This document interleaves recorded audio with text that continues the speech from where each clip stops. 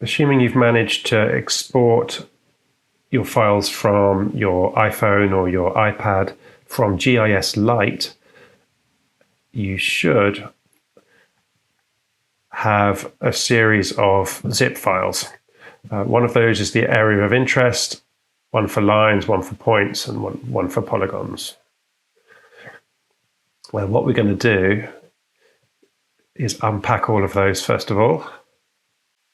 I'm actually going to delete the zip file so I don't get confused. And if I look in there, we have the shape file, which of course consists of 4 separate files with the same name and different extensions. We can now bring those directly into QGIS.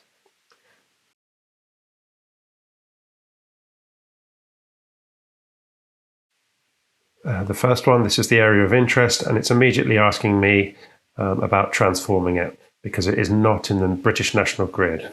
And whatever you set your coordinate reference system to in the field, GIS Lite will bring it in WSG 84. But it's going to ask you about converting it to the project CRS, and it will reproject it to that. But the file itself will still have a different coordinate reference system. So we will need to change that. I'm going to bring in all of them first. And there are my polygons. The coordinate reference system for the polygons is not the British National Grid. We can't just change it to the British National Grid because they will disappear somewhere else. We need to export it properly.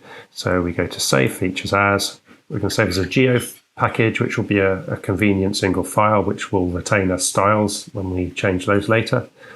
But we do want to change the coordinate reference system to British National Grid.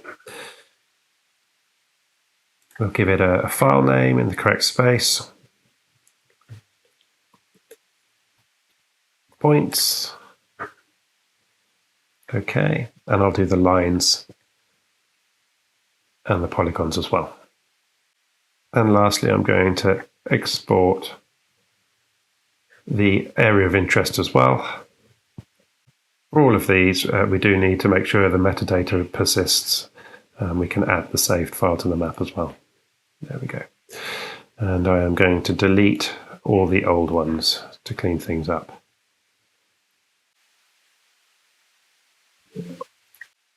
The area of interest I've put behind the satellite map, and you can make it invisible as well. I mainly use that for when I'm lost, I'm zoomed in too far perhaps, I can always zoom back to the area of interest. That's all I really use that one for.